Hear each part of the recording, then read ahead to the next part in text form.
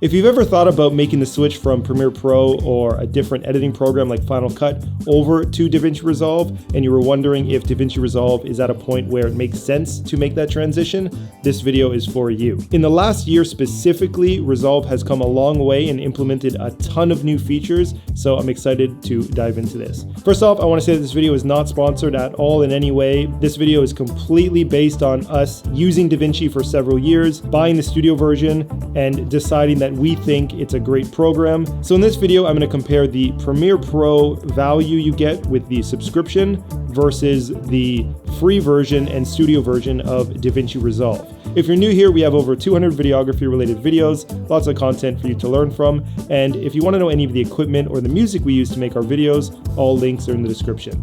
Let's jump in.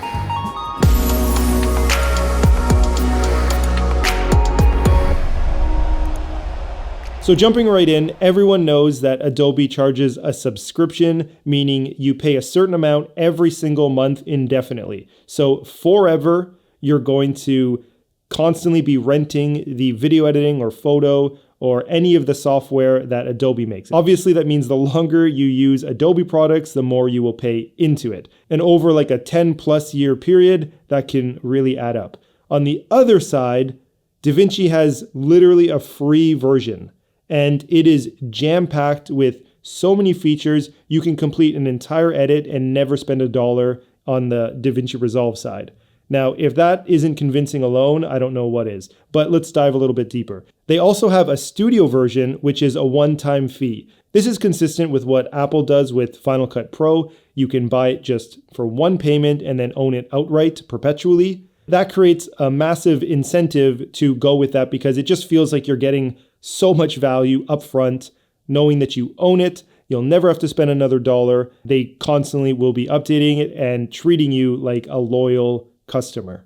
And I think that's one of the main reasons people have left Adobe for Resolve or even Final Cut Pro. And it was tough to switch from Premiere to Resolve, especially for me, because outside of using Premiere, I've always been big with After Effects. I've used it for probably 20+ years, working professionally in the film industry, doing compositing and in general visual effects work. To go from a layered based system to then try to figure out the node based system and rework my entire understanding of how to do visual effects was quite a challenge. And I'm sure many other people have made that switch and had to go through that as well. But now that I've done it, I think the node system makes more sense. And my guess is After Effects at some point will sort of implement that in the back end because there are things that you can do with the node system by not having that layer hierarchy that make it much easier to create things using, Fusion with its node-based system versus After Effects. And even the node-based system in just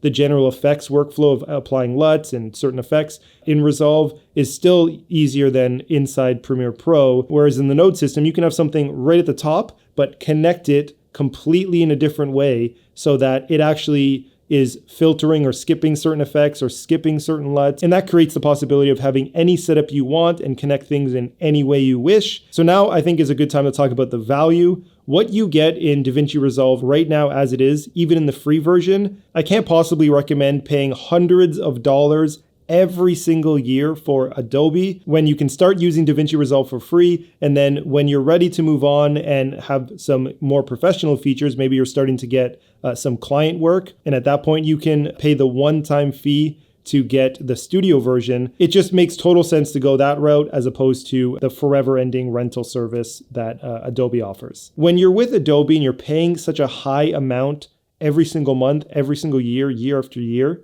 it feels like they don't care about you as a loyal customer and that they're just this gigantic company in it for money. And then on top of that, there were major instability issues with Premiere Pro where you couldn't export videos, it was crashing or freezing up, and people were just sick and tired of not being able to finish their edits. I was one of those people. I had paying clients. I was a busy person doing this type of work for my career.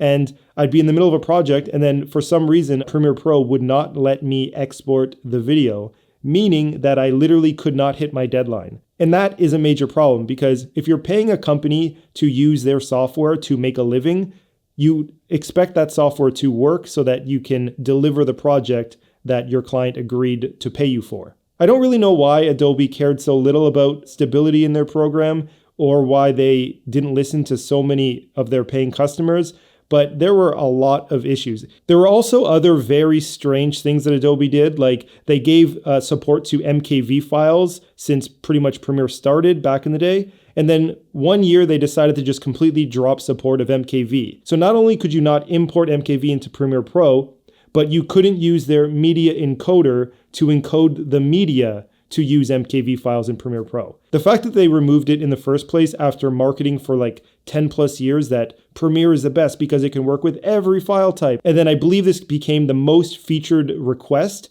for them to add it back in. And I think it took them 3 or 4 years before they decided to add it back into the program. It's just, none of it made sense. And those are the types of mistakes that I think they were just constantly making that proved to their paying customers that they just don't care about what the customers think. And it got to the point where Alli and I said, you know what, let's just try DaVinci Resolve, give it a real shot, edit some videos with it, and see where it's at. When we first started doing that, it was around DaVinci Resolve's release of 16. It wasn't quite ready for us to use it in entire projects, or at least in client-based projects. But with each new update, there were literally hundreds of changes that they implemented, and it drastically, exponentially got better over time. And there were other little things that the DaVinci Resolve developers implemented that we really loved. Like when you download DaVinci Resolve for the first time, a box pops up and asks you for feedback on what you'd like to see in DaVinci Resolve.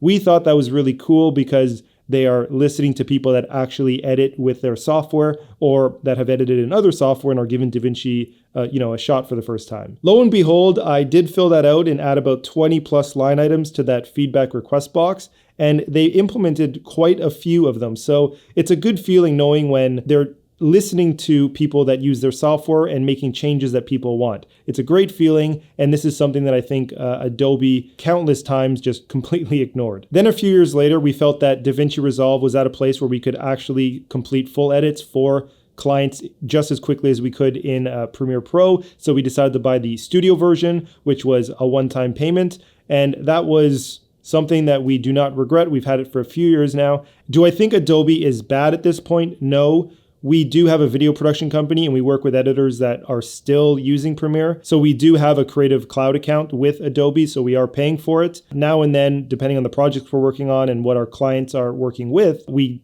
do still from time to time edit in Premiere Pro and use After Effects. It seems to not be crashing or have instability issues anywhere near as much as it used to. And it is nice to have Photoshop or Illustrator if you need to do any like design things, or Acrobat Pro if you need to work with PDFs. So yeah, that just about sums up why I think switching to DaVinci Resolve is a smart move. It doesn't matter if you're just starting out or if you're a seasoned professional editor. This is a no-brainer at this point. I think the DaVinci Resolve team is doing a great job listening to their user base, whereas the Adobe team, I think, has neglected them. They listened a little bit during the instability stages of Premiere over the last few years when people were complaining, but I think ultimately they aren't listening enough and they're focusing way too much on marketing. It's also insanely expensive compared to, the competitor software. So that's it. If you like this video, give it a thumbs up and subscribe to see more videos from us in the future. And if you want to know any of the equipment or the music we use to make our videos, all links are in the description.